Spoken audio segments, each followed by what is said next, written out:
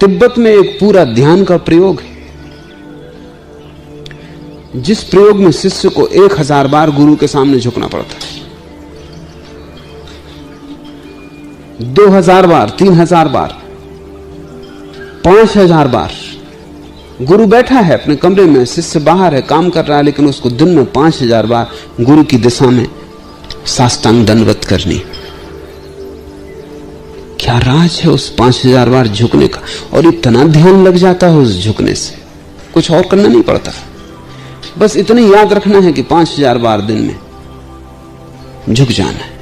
ऐसा भी नहीं कि गुरु के चरण वहीं हो, मील 2 मील दूर भी हो सकता है शिष्य, लेकिन जिस दिशा में गुरु है उस तरफ झुकते रहना है।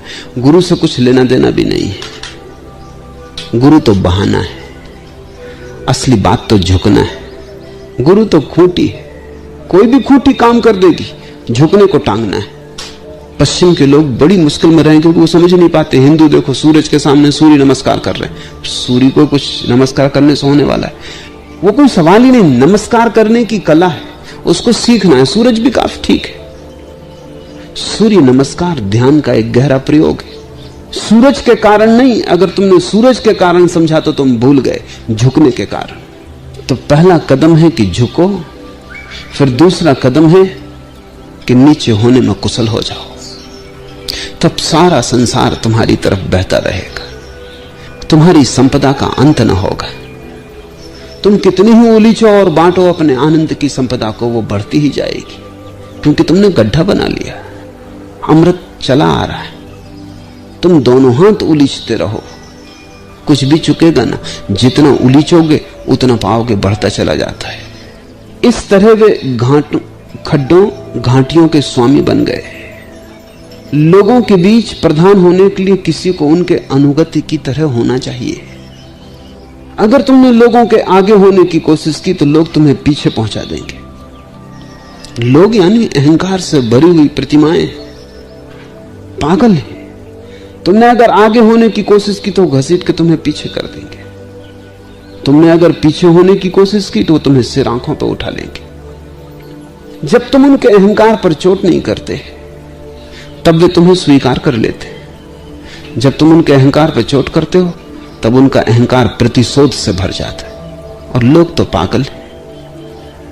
तो लाओ से कहता है, अगर तुम चाहते हो कि सच में ही तुम लोगों के आगे हो जाओ तो कला है पीछे हो जाना।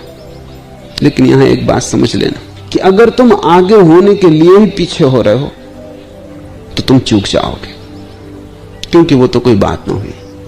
तुम किसको धोखा दोगे?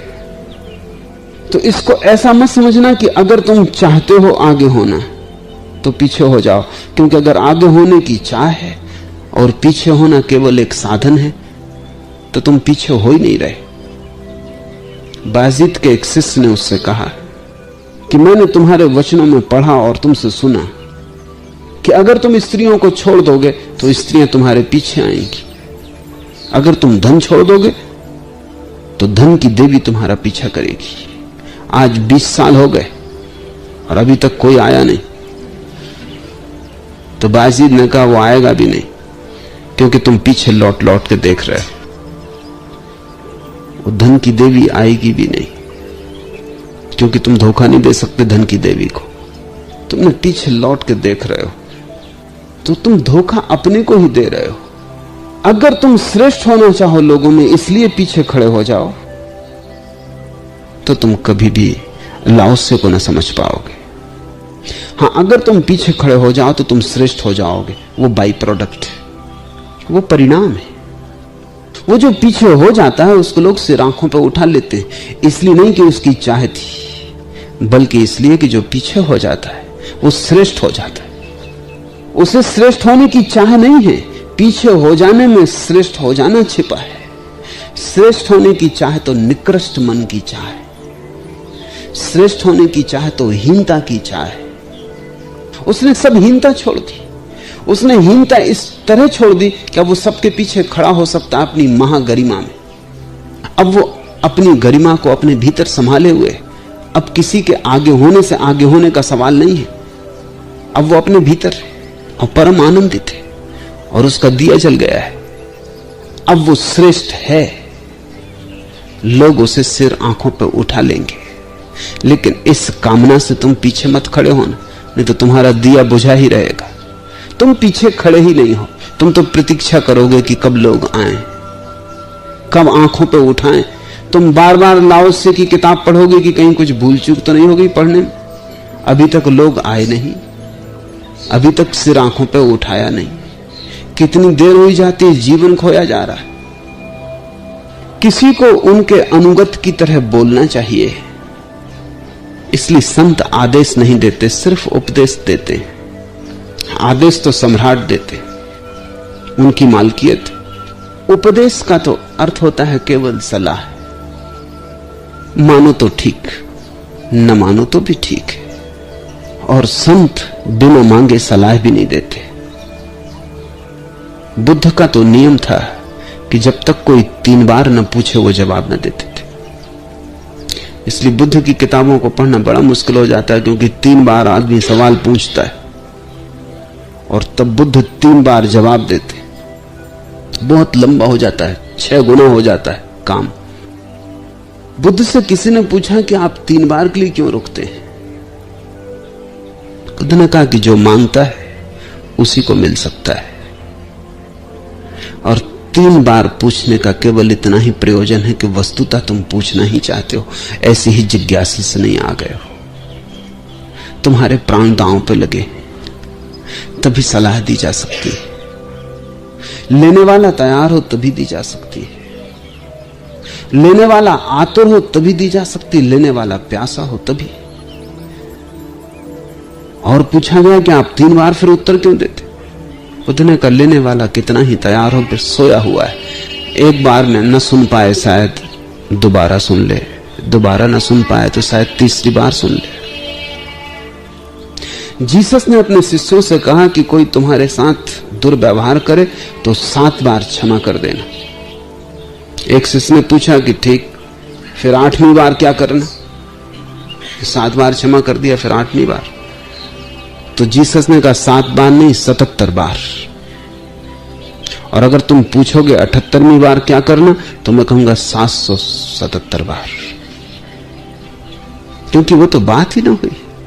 तुम समझे ही नहीं, चूक गए। 7 बार तो सिर्फ प्रतीक है क्षमा कर देने का।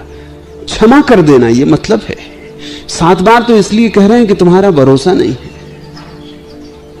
एक ईसाई फकीर के संबंध में कहानी है कि एक आदमी आया, उसने उसके गाल पे चांटा मारा, तो उसने दूसरा गाल सामने कर दिया, जैसा कि जीसस का उपदेश है कि जो तुम्हारे बाएं गाल पर चांटा मारे, दायां उसके सामने कर देना।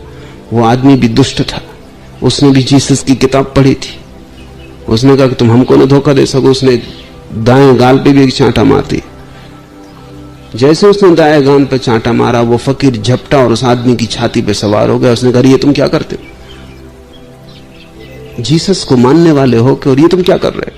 उसने कहा कि जीसस ने कहा कि जब बाएं पे कोई मारे दाएं कर देना। अब दाएं पे जब कोई मारे, उसके आगे उन्होंने कुछ कहा भी नहीं, और दाएं के आगे कुछ है भी नहीं। अब हम स्वतंत्र हैं, जीसस का वचन कर दिया, निपटा दिया। अब तुम हमसे मुकाबला करो। तुम सभी सिद्धांतों को चुका देते हो और जल्दी ही तुम प्रकट हो जाते हो। ऐसी भूल मत करना। प्रथम होने के लिए अंतिम खड़े मत हो जाना, नहीं तो बहुत पछताओगे। उससे तो बेहतर तुम कोशिश में लगे रहना प्रथम होने की। तो कम से कम लाओसे को तो दोस्त तो न दोगे कि हम इसकी किताब की उलझन में पड़ गए, पीछे खड़े हो गए, न कोई आया, न बैंड बाजे बजे, न कोई स्वागत समारंभ हुआ। लोगों के बीच उनका अगुआ होने के लिए किसी को उनके पीछे पीछे चलना चाहिए। ध्यान रखना, ये लाओसे परिणाम की बात कर रहा है, चाहे की बात नहीं कर रहा है। अगर तुम पीछे पीछे चलोगे तो तुम अचानक पाओगे कि तुम अगुआ हो गए हो। यह परिणाम है पीछे चलने का। इसके लिए तुम्हारी चाहे की कोई भी जरूरत नहीं। तुम्हारी चाहे आई कि लाओसे का सिद्धांत काम ना करेगा, क्योंकि तुम फिर पीछे चल ही नहीं रहे, तुम चल तो रहे हो आगे ही। लाओसे का उपयोग साधन की तरह नहीं किया जा सकता। किसी ज्ञानी का उपयोग साधन की तरह नहीं किया जा सकता। ज्ञानी साध्य है, वो साधन नहीं है, और लोग उनका साधन की तरह उपयोग करते हैं। साधन की तरह उपयोग करते हैं, बस इसलिए चूक जाते हैं। और फिर उनको जीवन में अनुभव होता है कि नहीं, ये बातें तो सही सिद्ध नहीं होती, ये होंगी भी नहीं। लाओस से कृष्ण क्राइस्ट साध्य है। तुम उनका अपने लोभ, अपनी वासना, अपनी तृष्णा के लिए उपयोग नहीं कर सकते हो। तुम अगर उनकी मान के चलो तो तुम एक दिन अचानक पाओगे कि जो जो उन्होंने कहा था वो रत्ती रत्ती 100% सही उतरता है।